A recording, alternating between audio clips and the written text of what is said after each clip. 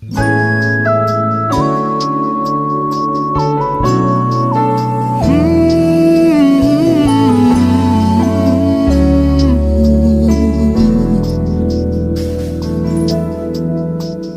tak pernah janji langit selalu biru, tetapi Dia berjanji selalu menyertai. Tuhan tak pernah janji jalan selalu rata, tetapi Dia berjanji berikan kekuatan. Jangan pernah menyerah, jangan berputus asa.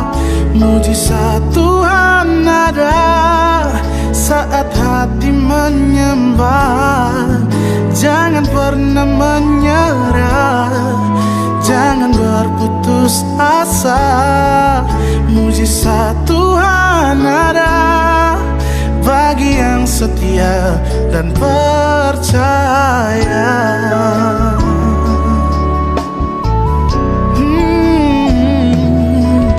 Tuhan tak pernah janji langit selalu biru, tetapi Dia berjanji selalu menyertai. Tuhan tak pernah janji jalan selalu rata, tetapi Dia berjanji berikan kekuatan. Oh, jangan pernah menyerah, jangan berputus asa. Mujizat Tuhan ada saat hati menyembah. Jangan pernah menyerah, jangan berputus asa. Mujizat Tuhan ada bagi yang setia dan percaya.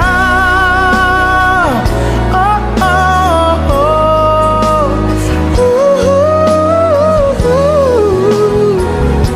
Oh, jangan pernah menyerah.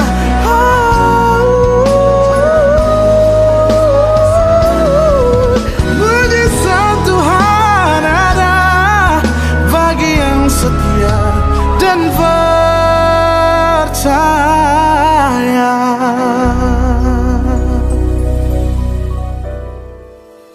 当你孤单的时候，不要气馁；当你在十字路口，不要徘徊。当你难过的时候，擦干泪水；当失望的时候，不要放弃，不要放弃。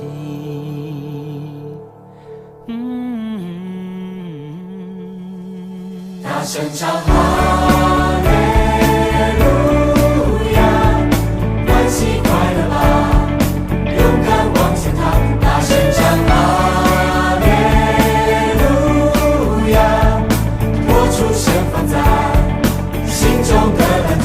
大声唱哈利路亚，欢喜快乐吧，勇敢往前踏。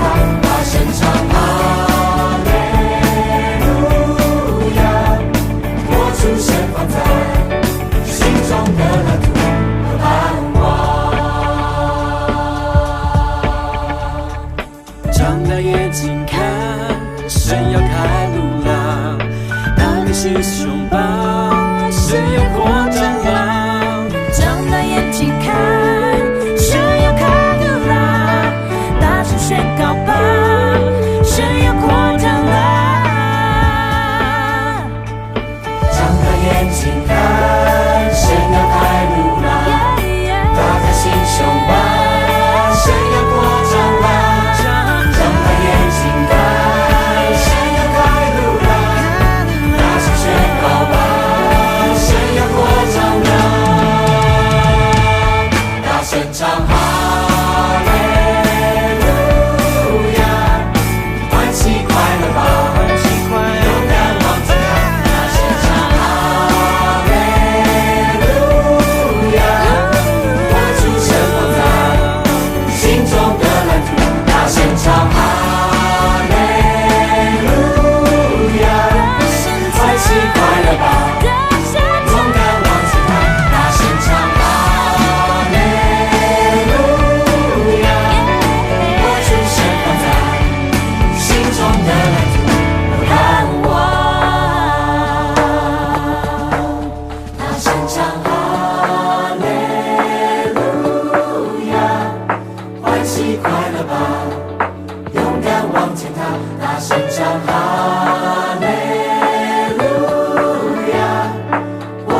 盛放在心中的蓝图和盼望。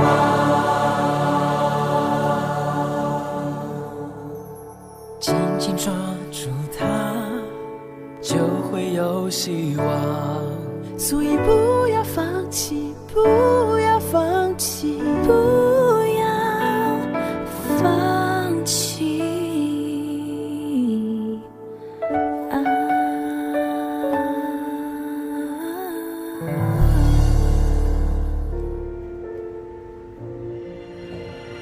But one thing I do, forgetting what is behind and straining toward what is ahead. I press on toward the goal to win the prize for which God has called me in reward in Christ Jesus.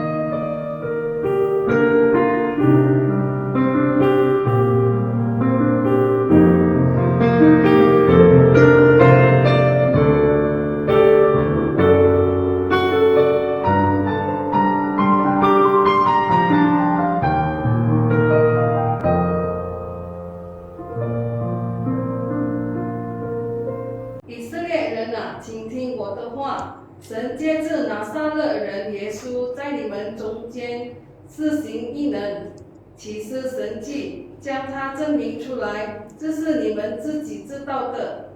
Hai orang-orang Israel, dengarlah perkataan ini. Yang aku maksudkan ialah Yesus dari Nazaret, seorang yang telah ditentukan Allah dan yang dinyatakan kepadamu dengan kekuatan-kekuatan dan mujizat-mujizat dan tanda-tanda yang dilakukan oleh Allah dengan perantaraan Dia di tengah-tengah kamu, seperti yang kamu tahu. 请大家站立，我们一起来唱第一首诗歌，赞美上主全能真神。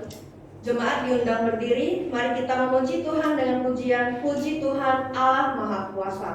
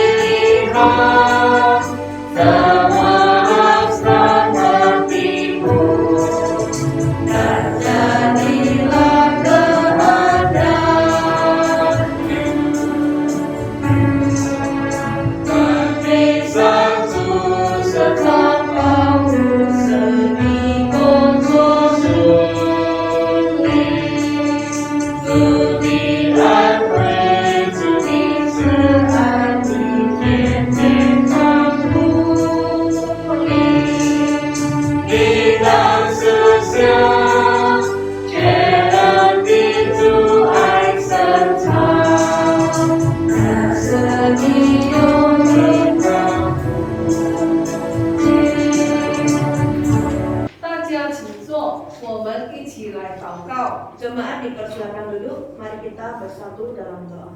Tuhan yang bertahta dan kerajaan surga, kami bersyukur dan berterima kasih untuk pagi hari ini Tuhan. Engkau masih memberikan nafas kehidupan bagi setiap kami. Kami boleh kembali ke tempat ini Tuhan, untuk memuji dan memuliakan nama-Mu ya Tuhan. Tuhan, persiapkanlah hati dan pikiran kami Tuhan, agar kami boleh memuji Engkau dengan kesungguhan hati, dan kami boleh mendengarkan firman-Mu dengan baik Tuhan. Kami bersyukur Tuhan karena kami tahu Engkau adalah Allah yang luar biasa baik dan Allah yang maha kuasa di dalam hidup kami Tuhan. Kami menyerahkan hidup kami ke dalam tangan-Mu, dan kami tahu Tuhan hanya Engkaulah Allah yang layak dipuji dan disembah. Terpujilah Engkau Juru Selamat kami yang hidup. 在圣洁的神面前，我们以谦卑的心来认罪祷告。首先，我们来唱第二首诗歌《这个奇迹》。 Di hadapan Tuhan yang Maha Kudus, marilah kita rendah hati mengakui dosa. Sebelumnya marilah kita memuji Tuhan dengan pujian This Miracle.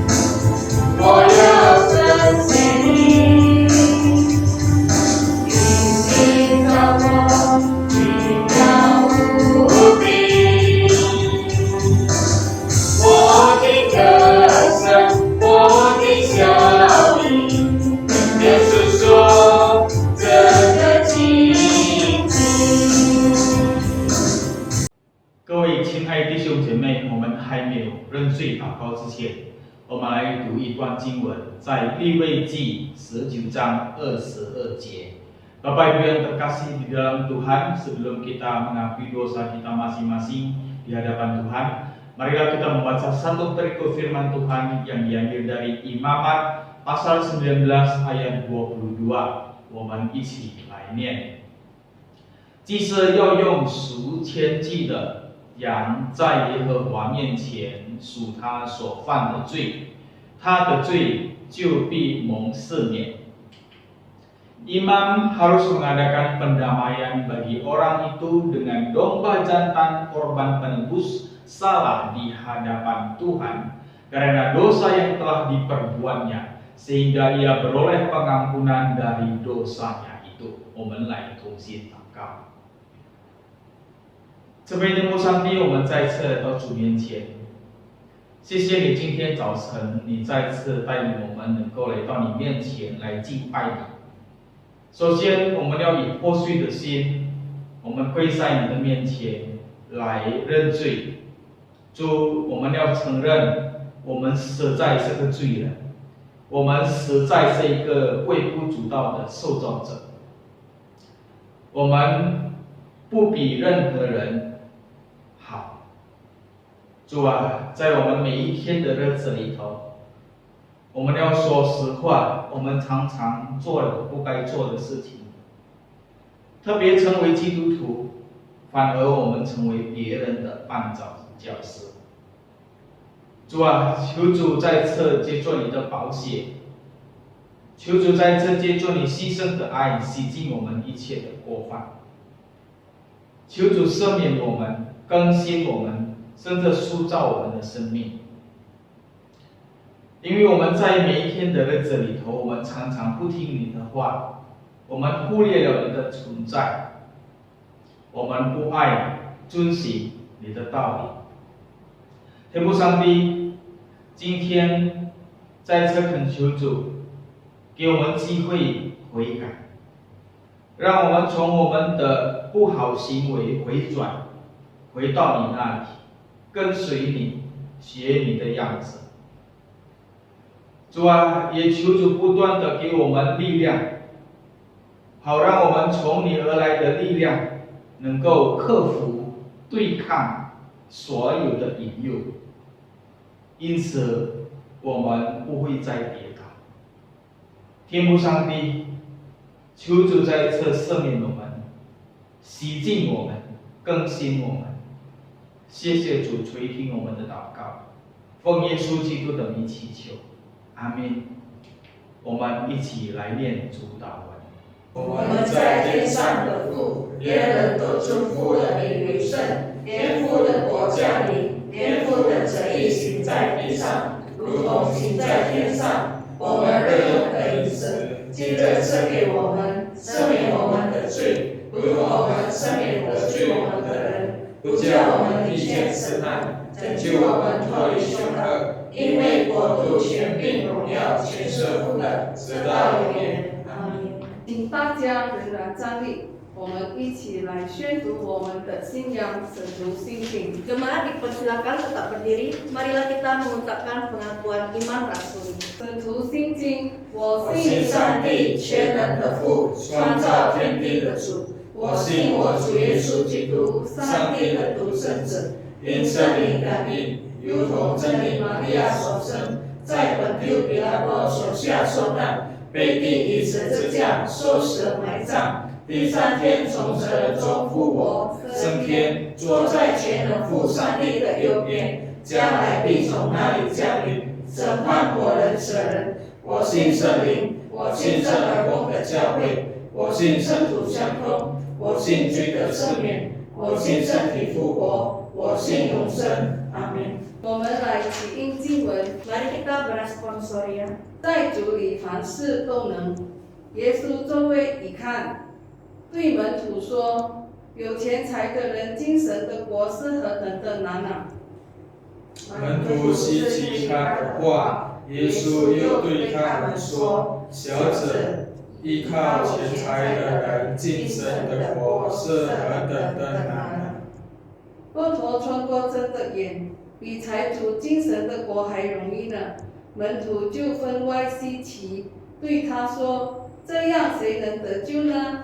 耶稣看着他们说：“在人是不能，在神却不能，因为神凡事都能。” Bagi Tuhan semua mungkin. Lalu Yesus memandang murid-muridnya di sekelilingnya dan berkata kepada mereka, "Alangkah sukarnya orang yang beruang masuk ke dalam kerajaan Allah." Murid-muridnya tercengang mendengar perkataannya itu, tetapi Yesus menyambung lagi, "Anak-anakku, alangkah sukarnya masuk ke dalam kerajaan Allah." Lebih mudah seekor unta melewati lubang jarum daripada seorang kaya masuk ke dalam kerajaan Allah. Mereka makin gempar dan berkata seorang kepada yang lain, "Jika demikian, siapakah yang dapat diselamatkan?" Yesus memandang mereka dan berkata, "Bagi manusia hal itu tidak mungkin, tetapi bukan demikian bagi Allah. Sebab segala sesuatu adalah mungkin bagi Allah." 荣耀颂。 Gloria Patri.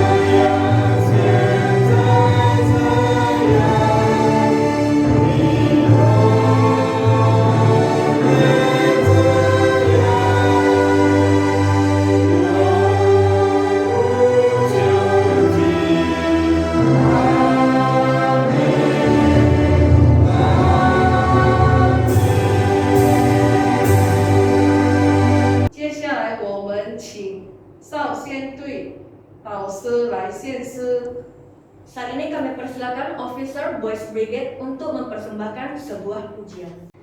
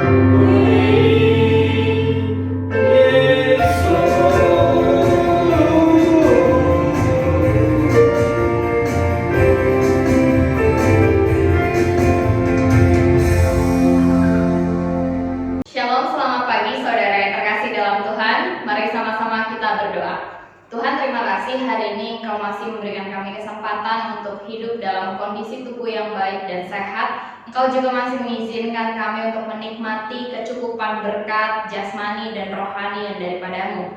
Hari ini Engkau masih memberikan kami kesempatan untuk mendengarkan firman Tuhan. Kiranya Tuhan Yesus tolong kami supaya kami bisa fokus dan juga mendengarkan firman Tuhan dengan baik. Kami juga rindu bahwa firman Tuhan pada hari ini menjamah, menguatkan, menegur dan mengingatkan kami untuk berlaku setia kepada Tuhan dan semakin mencintai Tuhan di dalam kehidupan kami. Terima kasih Bapa di dalam surga, setiap kami yang hari ini mendengarkan firman Tuhan dan juga hamba-Mu yang menyampaikan. Kami adalah orang-orang yang penuh dengan kelemahan. Mohon Tuhan menjaga dan juga memberkati pikiran kami, sehingga kami dapat fokus dan juga Roh Kudus-Mu dapat bekerja di dalam kehidupan kami melalui pendengaran firman Tuhan ini. Dalam nama Tuhan Yesus kami berdoa, kami bersyukur. Amin. Saudara yang terkasih, tema hari ini adalah Never Give Up. Mari sama-sama membuka dalam 1 Raja-Raja pasal 19.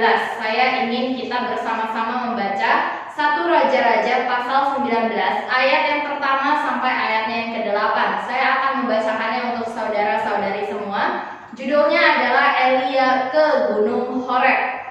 Ketika Ahab memberitahukan kepada Isabel segala yang dilakukan Elia dan perihal Elia membunuh semua nabi itu dengan pedang, maka Isabel menyuruh seorang suruhan mengatakan kepada Elia, "Beginilah kiranya para Allah menghukum aku, sebab lebih lagi daripada itu, jika besok kira-kira pada waktu ini aku tidak membuat nyawamu sama seperti nyawa salah seorang dari mereka itu." Maka takutlah ia, lalu bangkit dan pergi menyelamatkan nyawanya. Dan setelah sampai ke Beersheba yang termasuk wilayah Yehuda, ia meninggalkan bujangnya di sana. Tetapi ia sendiri masuk ke padang gurun sehari perjalanan jauhnya, lalu duduk di bawah sebuah pohon ara. Kemudian ia ingin mati, katanya, "Cukuplah itu sekarang ya Tuhan, ambillah nyawaku, sebab aku ini tidak lebih baik dari nenek moyangku." Sesudah itu ia berbaring dan tidur di bawah pohon arar itu, tetapi tiba-tiba seorang malaikat menyentuh dia serta berkata kepadanya, "Bangunlah, makanlah." Ketika ia melihat sekitarnya, maka pada sebelah kepalanya ada roti bakar dan sebuah kendi berisi air, lalu ia makan dan minum.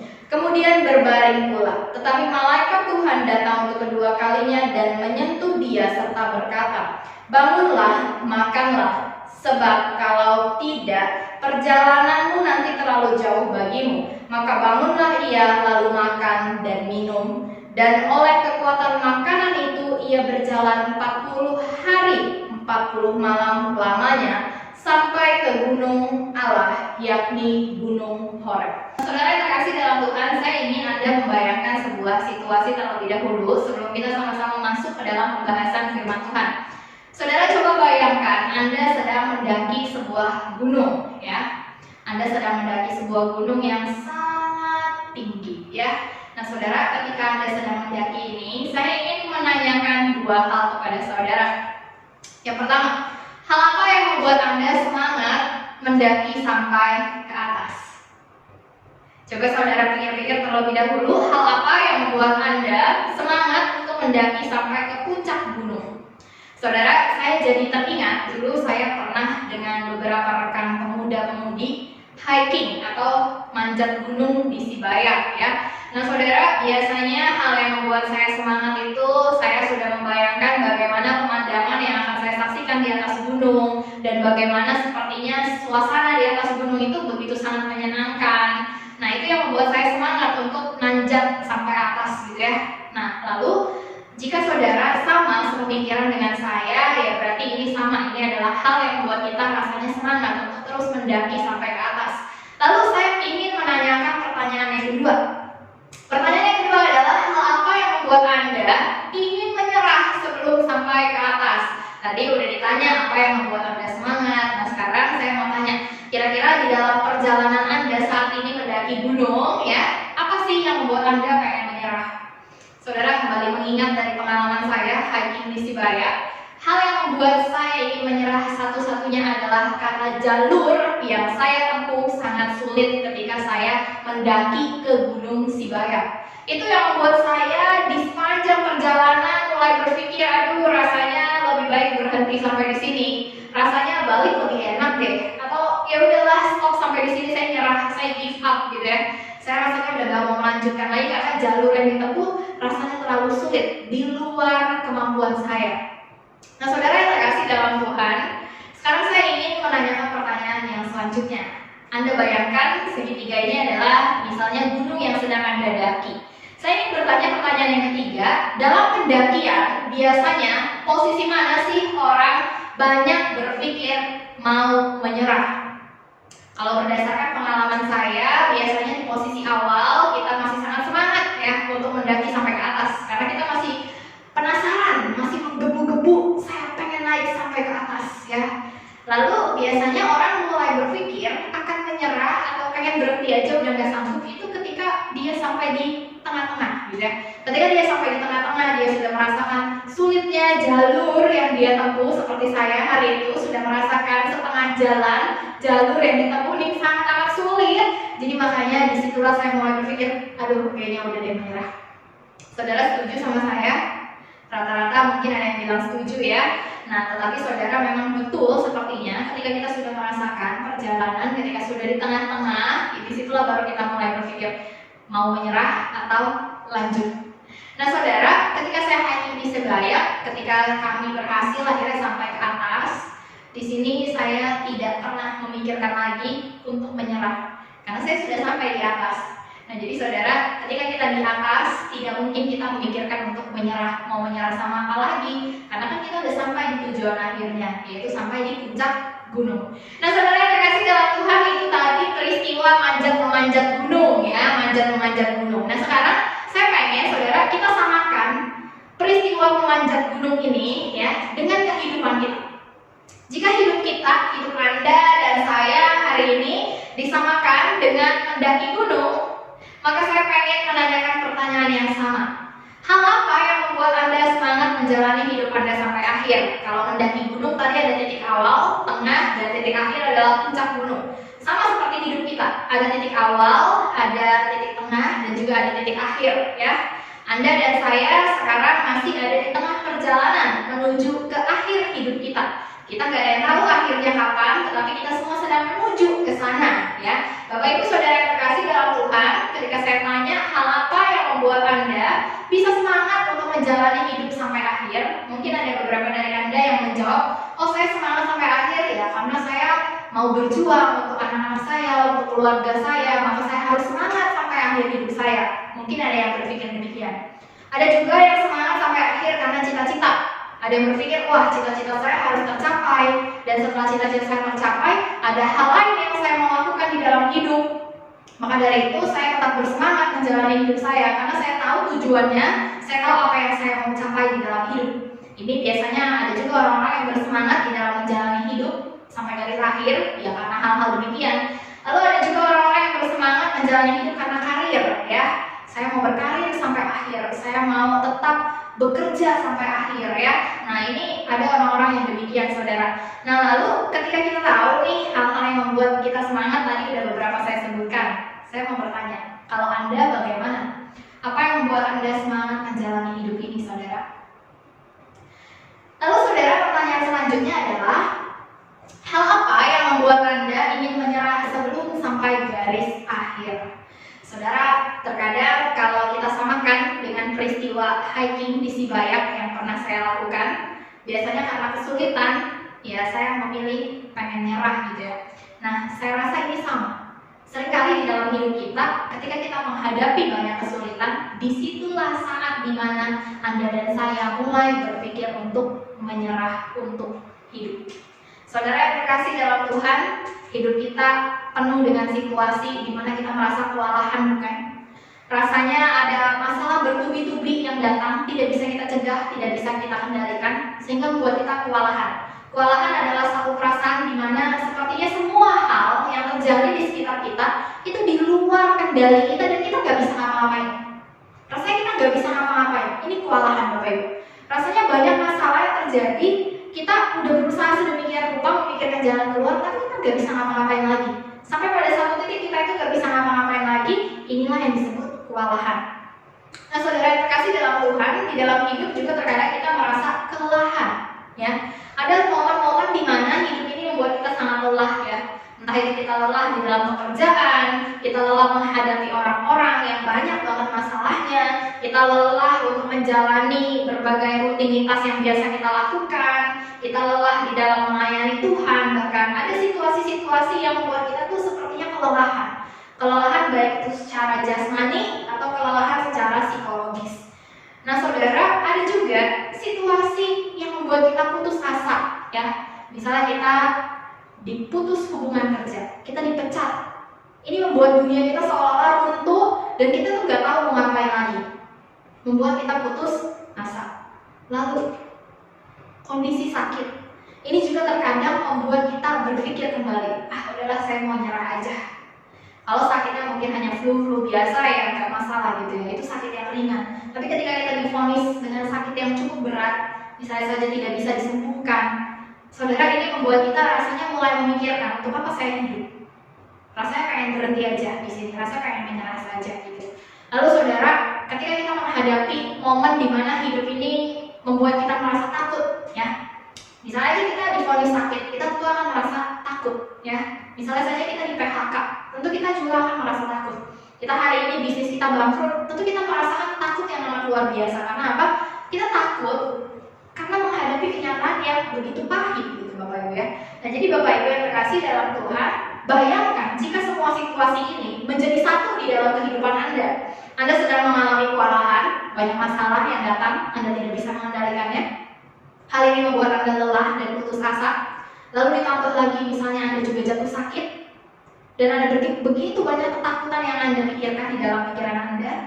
Biasanya di dalam kondisi demikian, apa yang dipikirkan oleh manusia? Biasanya yang dipikirkan manusia adalah satu kata, mati. Di dalam kondisi hidup seperti ini, seringkali kita berpikir bahwa mati, menyerah itu adalah jalan keluar terbaik yang dapat membawa kita kepada solusi dari semua masalah yang terjadi di dalam kehidupan kita. Saudara yang terkasih dalam Tuhan, maka dari itu hari ini kita akan belajar. Kita akan menjawab dua pertanyaan. Apakah menyerah itu adalah sesuatu yang dikehendaki Tuhan? Menyerah terhadap hidup ini, menyerah terhadap segala kesulitan, menyerah untuk berjuang. Apakah itu adalah pilihan yang dikehendaki Tuhan untuk kita lakukan di dalam kehidupan kita? Dan kita juga akan menjawab pertanyaan, bagaimana sih orang Kristen itu menghadapi keinginan-keinginan tersebut? Seperti yang kita tahu, kita adalah manusia biasa. Kita tentu ada momen di mana kita tuh memang memiliki keinginan untuk menyerah aja deh. Keinginan-keinginan ini sering timbul di dalam diri kita atau pernah timbul di dalam diri kita, dan gimana cara kita sebagai orang Kristen harus menghadapi keinginan-keinginan seperti ini. Nah saudara yang terkasih dalam Tuhan, saya mengajak kita sama-sama belajar dari sebuah kisah seorang nabi di dalam perjanjian lama bernama Elia.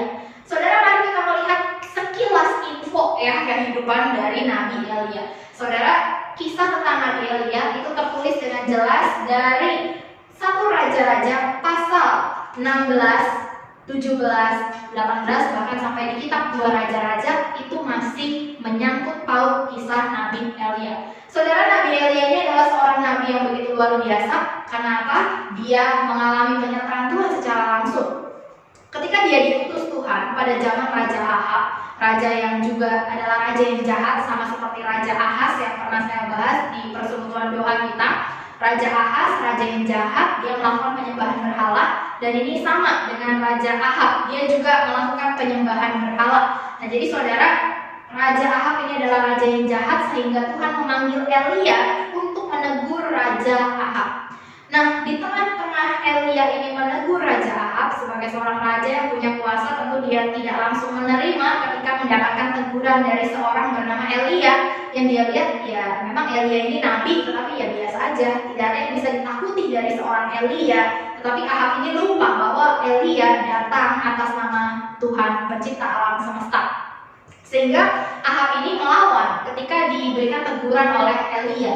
Nah disinilah Elia melarikan diri, dia berada di tepi sungai Kerit. Nah di tepi sungai Kerit inilah dia mengalami penyertaan Tuhan yang begitu luar biasa jika saudara membaca dalam 1 Raja-Raja pasal 17. Di situ dijelaskan bagaimana Tuhan memberi makan kepada Elia itu dengan cara melalui burung gagak yang mengantarkan makan kepada Elia. Ini satu pernyataan Tuhan yang begitu luar biasa karena hal yang tidak mungkin dilakukan tetapi terjadi. Elia makan dan makanan yang dia konsumsi itu diantarkan oleh burung-burung gagak. Saudara, ini penyertaan Tuhan yang luar biasa. Bayangkan Anda misalnya hari ini lagi kelaparan gitu ya, tiba-tiba Tuhan mengirimkan makanan melalui burung gagak. Itu suatu hal yang menghibur dan juga menyatakan bahwa Tuhan itu ada bersama-sama dengan Elia. Nah, saudara yang terkasih dalam Tuhan, hal yang kedua adalah Elia ini dipakai Tuhan untuk melakukan hal-hal yang sangat luar biasa. Yang pertama dia lakukan adalah dia membangkitkan anak dari seorang janda di Sarfat yang telah meninggal. Nah, saudara, ini hal yang begitu luar biasa dan menunjukkan bahwa Elia ini bukan orang biasa. Dia disertai oleh Tuhan. Saudara yang terkasih dalam Tuhan, ini hal yang menurut saya sendiri secara pribadi luar biasa ya. Ketika seseorang itu dipakai Tuhan secara luar biasa, dia bisa membangkitkan anak seorang janda yang sudah meninggal. Tetapi sekali lagi ini bukan karena Elia yang punya kuasa, tetapi karena Tuhan ada bersama-sama dengan Elia, menyertai Elia. Nah, ini sama dengan Anda dan saya. Anda hari ini bisa melayani Tuhan dengan sangat amat baik, itu bukan karena kita hebat, tetapi karena Tuhan memberikan kepada kita talenta untuk kita gunakan melayani Tuhan. Nah, jadi saudara yang terkasih dalam Tuhan, Elia ini tidak hanya disertai Tuhan, tetapi dia dipakai oleh Tuhan secara luar biasa. Dan hal yang lebih luar biasa lagi tertulis di dalam 1 Raja-Raja pasal 18 ayat 20. Jika kita membaca, di situ Elia ada di atas gunung Karmel. Dia mengalahkan 450 nabi Baal yang ada di bawah si Ahab ini. Nah, jadi saudara yang terkasih dalam Tuhan, kalau kita melihat Elia ini sungguh orang yang begitu luar biasa. Dia menyaksikan bagaimana Tuhan menyertai dia, bersama-sama dengan dia, dan Tuhan menunjukkan kuasanya di depan mata Elia. Tuhan melakukan berbagai mujizat, sehingga seharusnya orang seperti Elia ini bukankah tidak pernah mengalami keraguan di dalam hidupnya? Bukankah orang seperti Elia ini seharusnya tidak pernah mengalami ketakutan di dalam hidupnya? Bukankah seharusnya orang seperti Elia ini tidak pernah mengalami momen di mana dia pengen menyerah di dalam hidup? Karena apa? Karena dia sudah mengalami Tuhan dengan sangat luar biasa. Saudara yang terkasih dalam Tuhan, tetapi ternyata Alkitab menunjukkan satu masa di dalam kehidupan Elia di mana dia merasa ingin menyerah di dalam hidup. Jika kita membaca di dalam kitab Raja-Raja pasal 19 ayat yang keempat, dikatakan demikian, tetapi ia sendiri masuk ke padang gurun sehari perjalanan jauhnya, lalu duduk di bawah sebuah pohon ara, kemudian ia ingin mati. Katanya, cukuplah itu sekarang ya Tuhan, ambillah nyawaku, sebab aku ini tidak lebih baik daripada nenek moyangku. Saudara yang terkasih dalam Tuhan, Elia mengatakan ini ketika dia habis mengalahkan 450 nabi Baal di atas gunung Karmel. Di situ adalah posisi di mana Elia baru saja melakukan hal yang begitu luar biasa dan menyaksikan hal yang begitu luar biasa tentang bagaimana Allah itu kuasanya sangat amat besar dan sangat amat ditakuti oleh semua orang. Tetapi hari itu, di saat itu, Elia mengalami ketakutan yang luar biasa sampai dia mengatakan dia pengen mati saja. Sampai dia mengatakan kepada Tuhan, Tuhan cukup, sekarang ambil nyawaku. Saudara, mari kita sama-sama mengenali yang pertama. Mari kita sama-sama kenali penyebab kenapa Elia mau menyerah. Dan ini nanti kita akan mari sama-sama mengenali apa sih penyebabnya di dalam hidup ini. Kadang kita pengen merasa menyerah. Saudara yang terkasih dalam Tuhan, jika kita membaca di dalam 1 Raja-Raja pasal 19 ayat 2-3, di situ dituliskan kenapa Elia mau menyerah. Perhatikan baik-baik Bapak Ibu, saya akan membacakannya dalam 1 Raja-Raja pasal 19 ayat 2-3. Beginilah kiranya para Allah menghukum aku. Ini adalah perkataan dari Isabel, istri dari Ahab, ya. Bahkan lebih lagi daripada itu, jika besok kira-kira pada waktu ini aku tidak membuat nyawaku sama seperti nyawa salah seorang dari mereka, maka takutlah ia lalu bangkit dan pergi menyelamatkan nyawanya. Saudara yang terkasih dalam Tuhan, pada saat itu ketika Elia ini habis mengalahkan 450 nabi Baal, Isabel sebagai istri dari Ahab melihat kejadian ini, dia menjadi sangat marah. Dia menyuruh seorang pembantunya atau pelayannya pergi menemui Elia lalu mengatakan, besok nyawamu pada pukul ini juga akan sama seperti 450 nabi yang sudah kamu bunuh. Artinya besok Elia kamu akan mati juga sama tuh kayak nabi-nabi Baal yang sudah kamu bunuh. Saudara, Isabel ini mengirimkan pesan ancaman kepada Elia, dan situasi inilah yang membuat Elia dikatakan ketakutan. Alkitab menjelaskan di dalam ayat yang ketiga, maka takutlah ia lalu bangkit dan pergi menyelamatkan nyawanya. Saudara perhatikan, maka takutlah Elia lalu bangkit dan pergi menyelamatkan nyawanya. Saudara perhatikan respon Elia ketika pertama kali dia mendapatkan ancaman dari Isabel, dia bukan mencari Tuhan, tetapi ia bangkit pergi menyelamatkan nyawanya.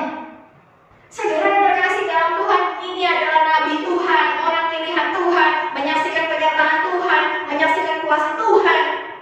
Tetapi ketika dia mendapatkan ancaman, dia ada di bawah ketakutan, apa yang dia lakukan? Dia bangkit, bukannya berdoa kepada Tuhan, malah dia lari dengan caranya sendiri, dia pergi menyelamatkan nyawanya. Saudara yang terkasih, bukankah ini familiar dengan kehidupan kita?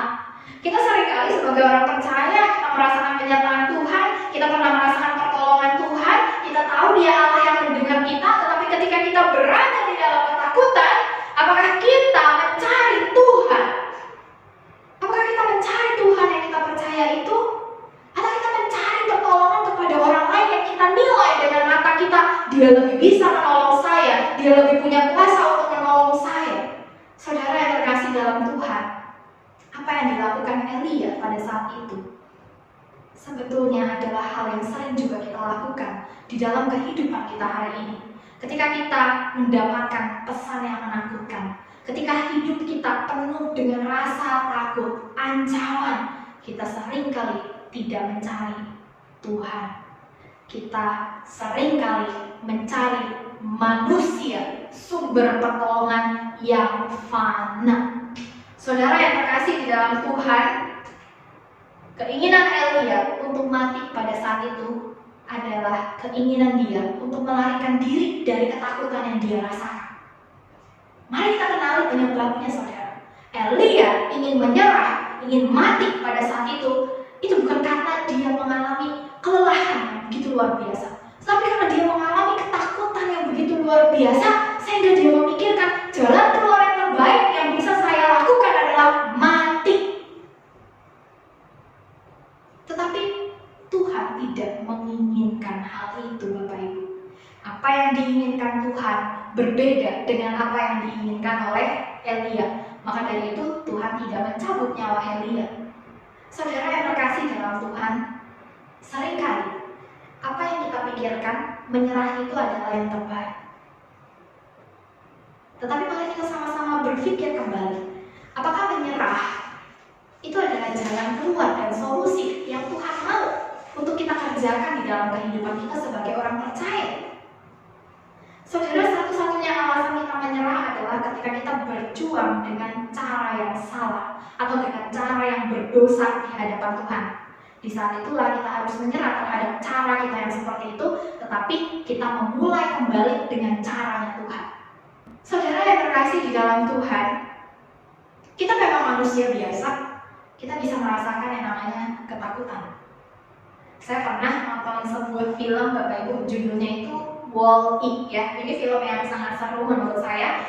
Kisahnya itu tentang robot gitu ya. Robot yang warna kuning ini yang bentuknya seperti mobil-mobilannya kalau menurut saya, tapi sebetulnya bukan gitu.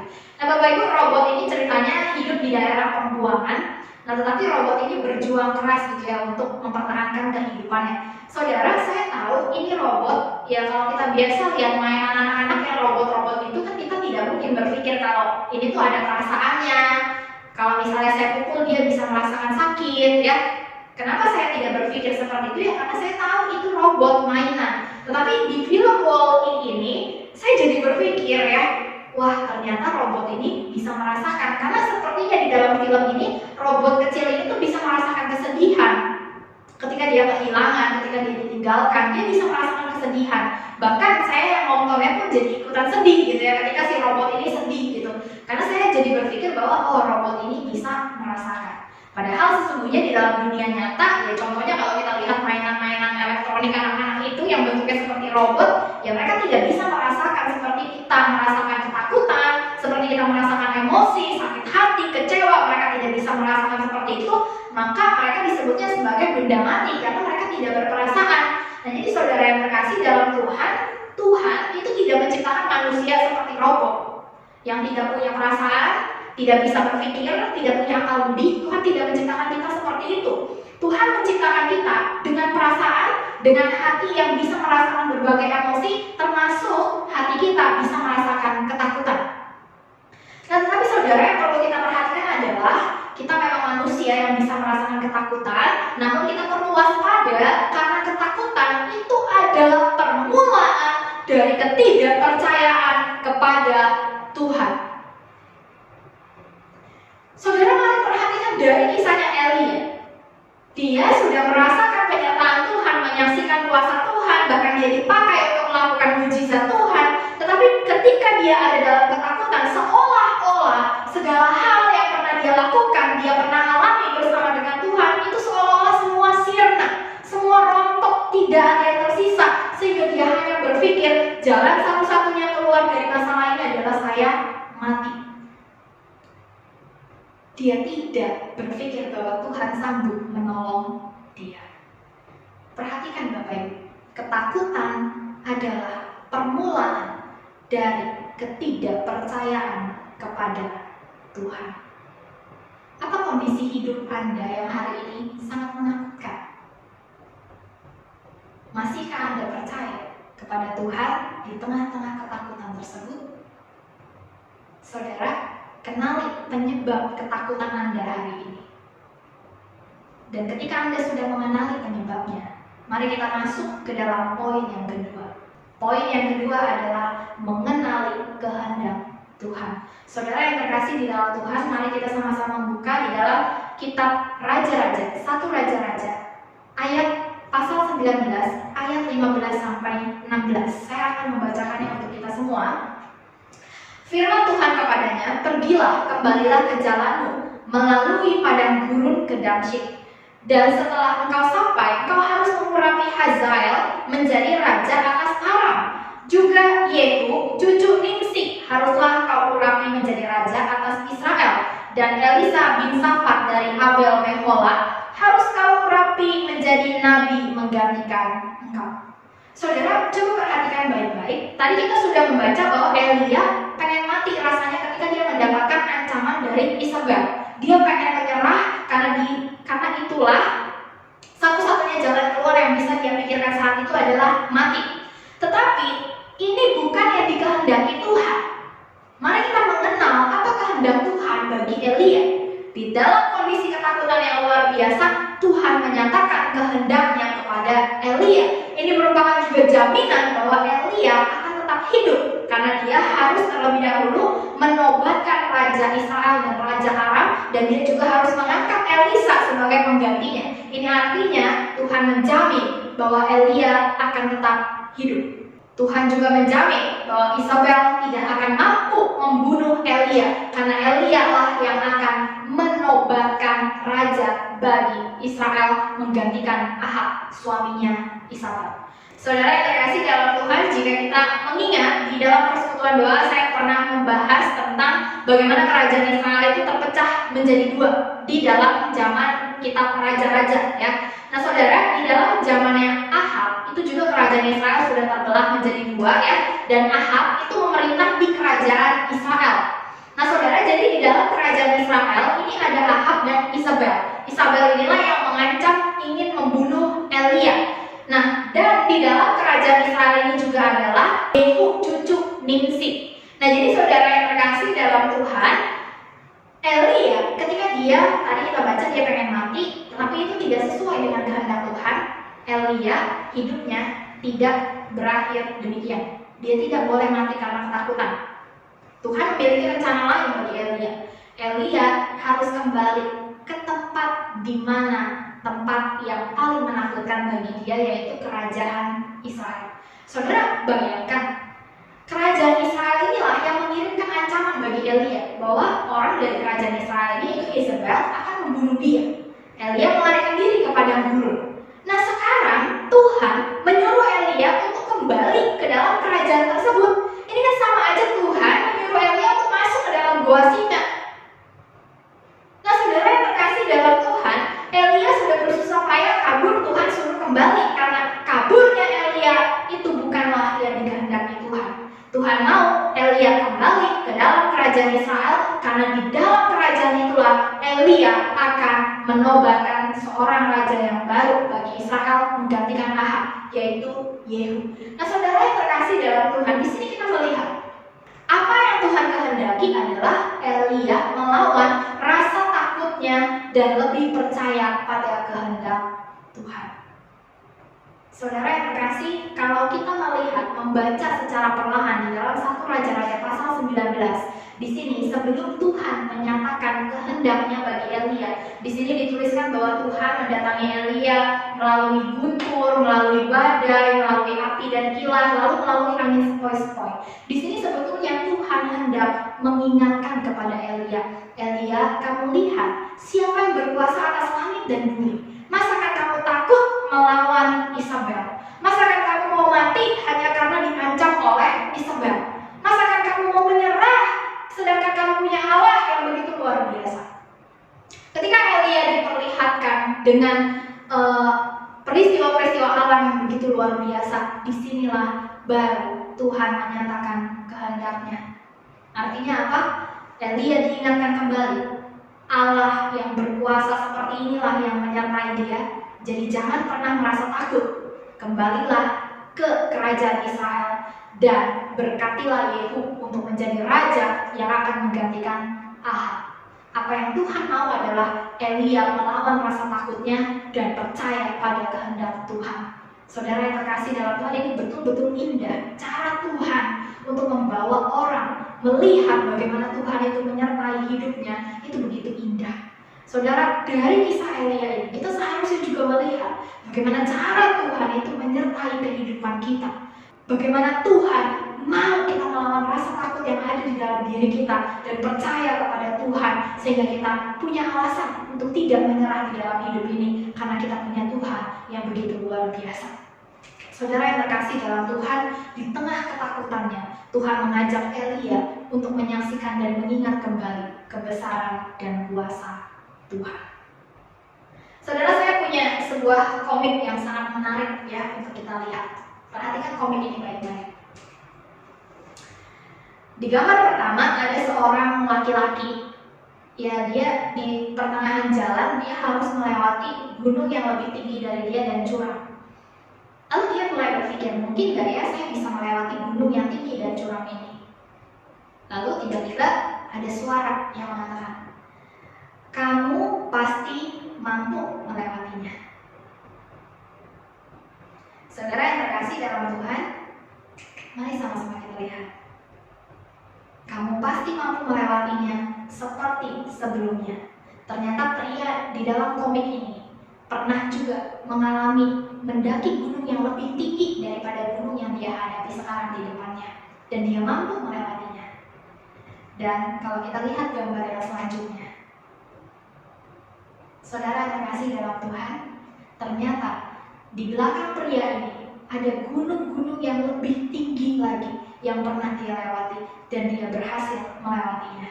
Maka ketika dia melewati gunung yang kecil ini, dia sudah tahu dia mampu melewatinya karena dia sudah pernah melewati yang lebih tinggi dan dia mampu melewatinya. Saudara yang terkasih dalam Tuhan, kalah terhadap ketakutan bukanlah apa yang dikehendaki oleh Tuhan. Hari ini, setinggi apa gunung yang harus Anda lewati? Setinggi apa gunung masalah yang harus Anda lewati? Setinggi apa ketakutan yang harus Anda hadapi? Securam apa masalah yang harus Anda lewati? Saudara, ingatlah bagaimana dulu kita pun pernah melewati segala hal itu bersama-sama dengan Tuhan dan kita mampu melewatinya. Makanya kita bisa bertahan sampai hari ini. Bagaimana Tuhan menyertai kita melewati gunung-gunung masalah di waktu-waktu yang lalu, demikian juga hari ini Tuhan akan menyertai kita melewati gunung masalah yang ada di depan kita hari ini. Ada amin, saudara? Amin. Saudara yang terkasih dalam Tuhan, ini adalah hal kedua yang kita pelajari. Pertama, kita sudah mempelajari, kita harus mengenali kenapa kita takut. Lalu, kita harus mengenal juga kehendak Tuhan di dalam ketakutan kita. Ketika kita takut, apakah betul Tuhan menghendaki kita untuk menyerah? Apakah betul Tuhan menghendaki kita untuk mengakhiri segalanya? Nah, lalu hal yang ketiga yang akan kita pelajari adalah kita percaya bahwa semua akan indah pada waktunya Tuhan. Ketika kita sudah mengenali penyebab ketakutan kita, lalu kita belajar mengenal apa kehendak Allah di dalam ketakutan kita, mari kita percaya bahwa segala hal akan indah pada waktunya Tuhan. Sekarang kita berpindah di dalam kitab 2 Raja-Raja pasal 2. Di sini perikop yang sangat indah, dituliskan dengan judul Elia naik ke surga.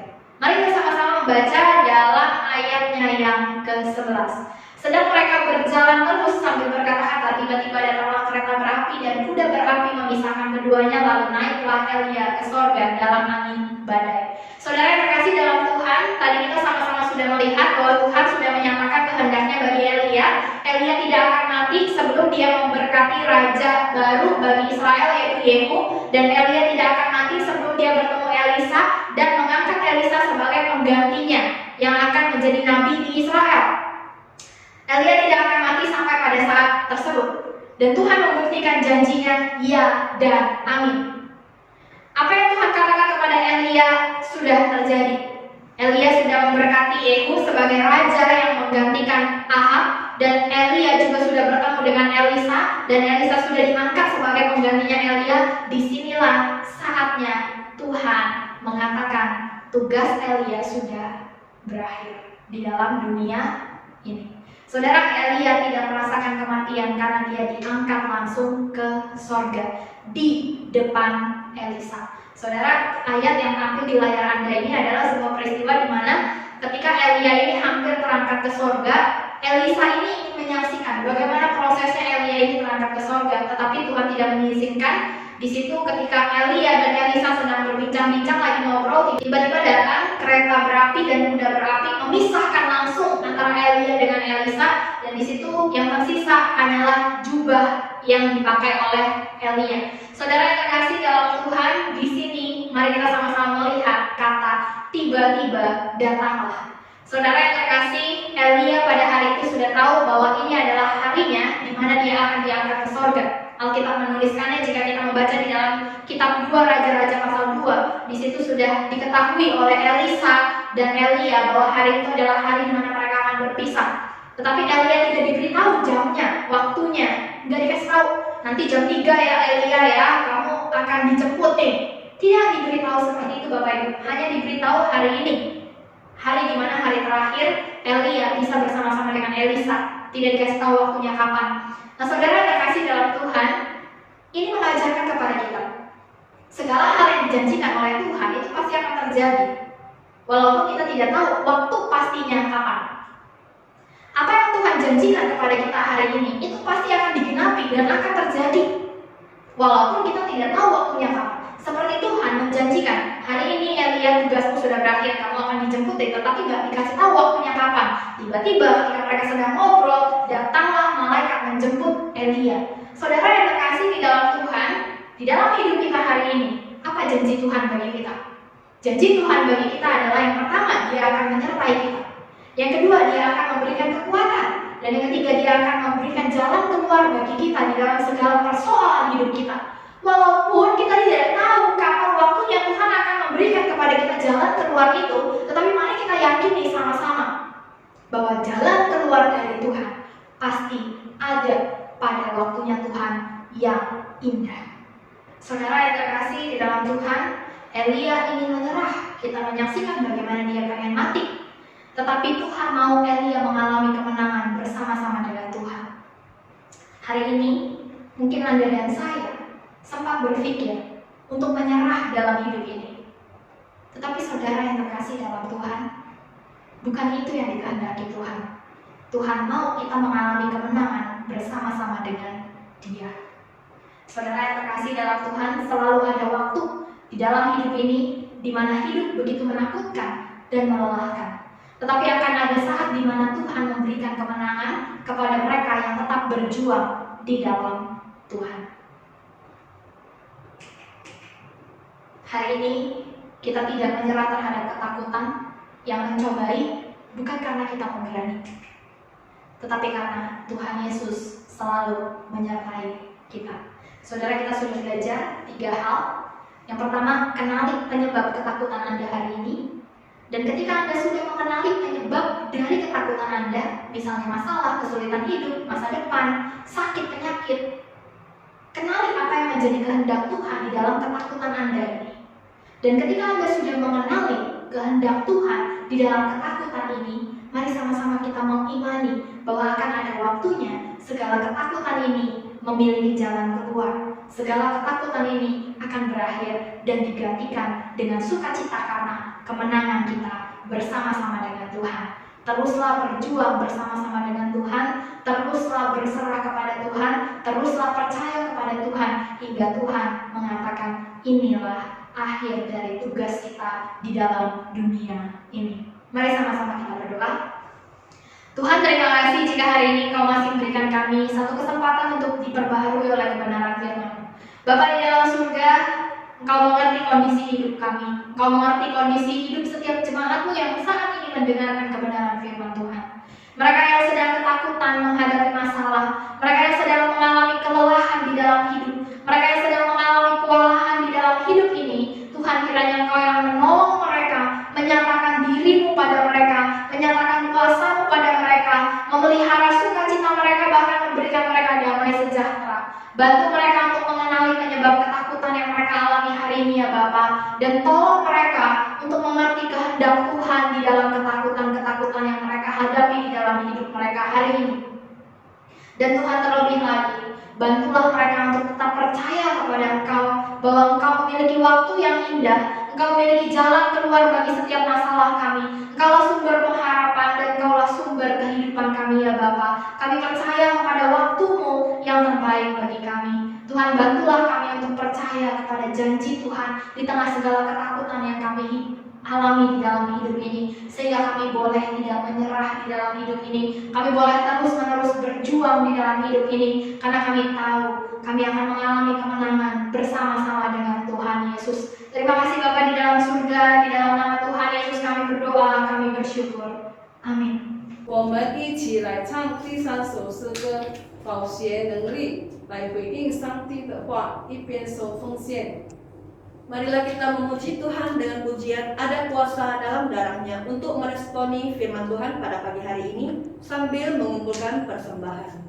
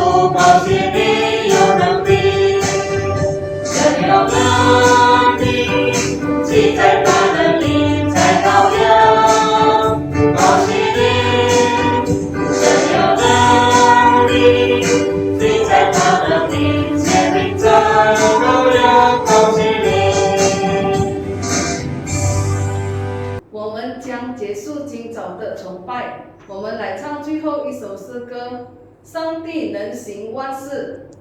Kita akan mengakhiri ibadah pagi hari ini. Marilah kita kembali memuji Tuhan dengan pujian Allah kuasa melakukan segala perkara.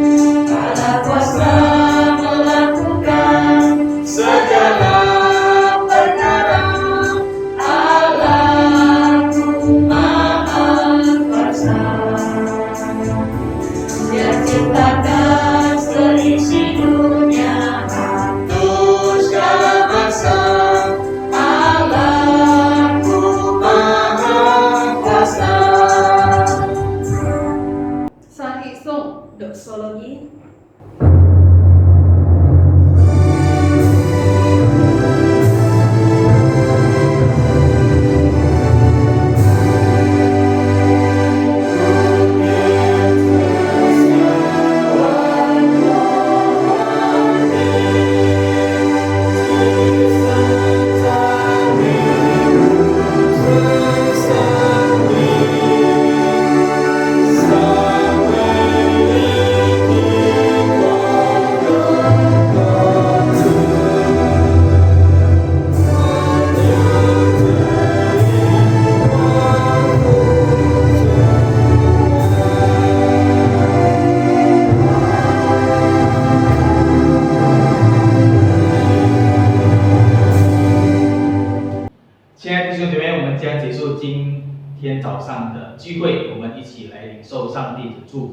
Bapak Ibu yang terkasih dalam Tuhan, kita akan bersama-sama mengakhiri ibadah kita pada pagi hari ini.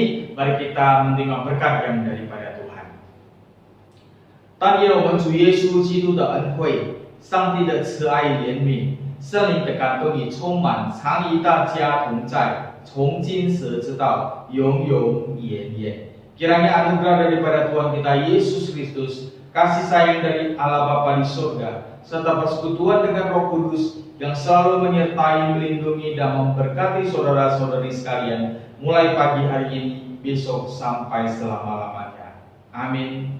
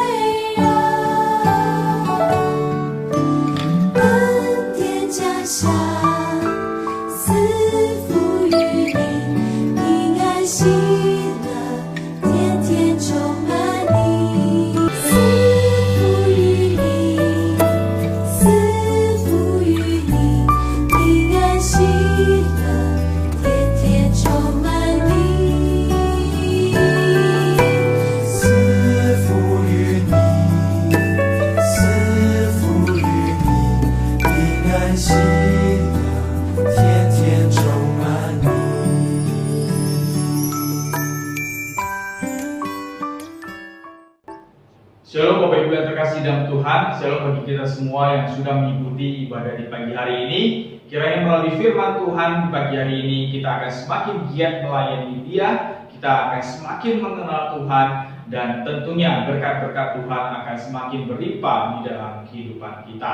Di sini kami terus menghimbau kepada jemaat yang Titus sekalian, marilah kita tetap disiplin mengikuti ibadah setiap hari Minggu pagi.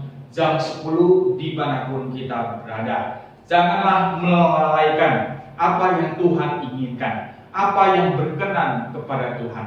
Karena ini adalah salah satu hukum Taurat keempat, yaitu ingat dan kuduskanlah hari Sabat. Sebagai orang percaya, sebagai anak-anak Tuhan, adalah sebagai kewajiban kita untuk datang ke hadapan Tuhan, beribadah kepada-Nya. Bapak Ibu yang terkasih dalam Tuhan, sebagai ucapan syukur atas berkat-berkat Tuhan yang sudah kita terima selama ini, kami terus menghimbau janganlah kita melupakan bahwa apa yang kita miliki ini semuanya adalah berasal daripada Tuhan. Apa yang kita miliki ini adalah miliknya Tuhan. Oleh sebab itu, biarlah apa yang diinginkan Tuhan kita bisa penuhi dengan memberikan yang terbaik kepada Tuhan melalui persembahan-persembahan kita setiap hari Minggu, baik itu persembahan mingguan, persembahan diakonia, persembahan syukur, bahkan persembahan perpuluhan. Bapak Ibu yang terkasih dalam Tuhan, kita bisa mentransfernya melalui BCA 84300455556 atas nama Mariana, atau yang memakai aplikasi OVO bisa langsung screenshot melalui QR yang sudah tersedia. Dengan demikian lebih gampang kita langsung mentransfernya. Bapak Ibu yang terkasih dalam Tuhan, pada saat kita memberikan yang terbaik dan kita memberikan secara sungguh-sungguh, yakin dan percayalah berkat Tuhan akan senantiasa berlimpah di dalam kehidupan kita, dan kita sebagai umat Tuhan tidak akan pernah kekurangan, karena itulah janji yang sudah Tuhan berikan kepada kita. Bapak Ibu yang terkasih dalam Tuhan, ibadah onsite secara terbatas sudah kita lakukan dalam 2-3 minggu ini. Biarlah kita tetap datang ke hadapan Tuhan setiap hari Minggu. Secara khusus saya menghimbau kepada kita semua yang selama ini sudah melalaikan untuk ibadah setiap hari Minggu pagi, agar bisa hadir ke aula untuk mengikuti ibadah bersama-sama di tempat ini. Dan terlebih bagi kita yang memang selama ini banyak keterbatasan dari fasilitas-fasilitas yang seharusnya mendukung ibadah, yaitu Android, HP, atau jaringan-jaringan yang mungkin selama ini susah didapat. Marilah untuk saat ini, karena onsite sudah dibuka kepada kita semua, datanglah ke aula, kita beribadah bersama-sama.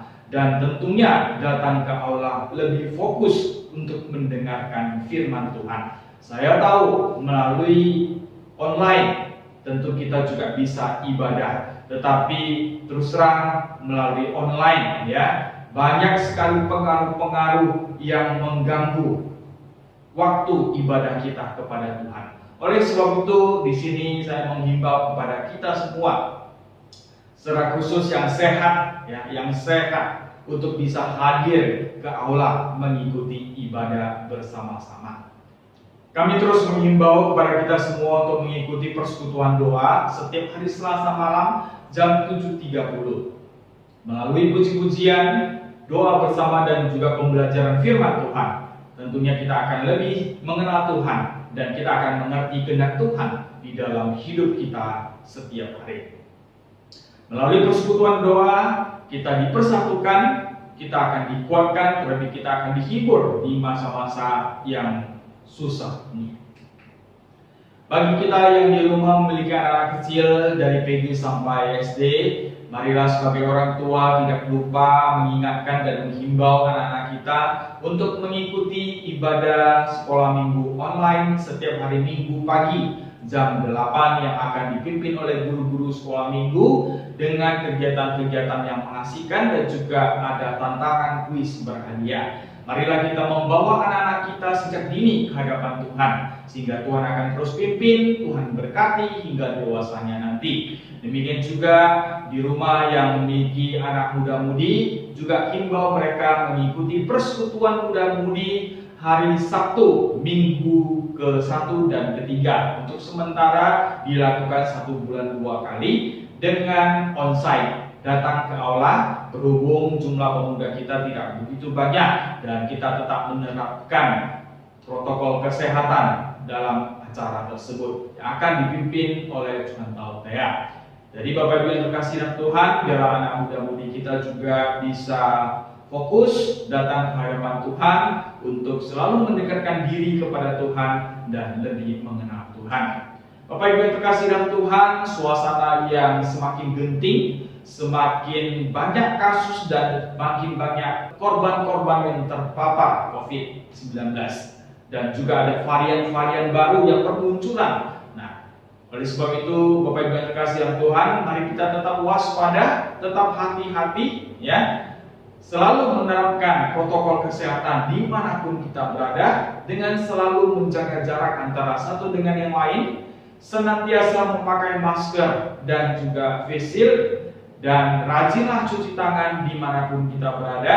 Hati-hati menyentuh apa yang ada di sekeliling kita, dan makanlah makanan yang bergizi dan berprotein. Dan di dalam setiap kesibukan kita selalu usahakan ambil waktu untuk olahraga, untuk menjaga imun tubuh kita dan stamina tubuh kita.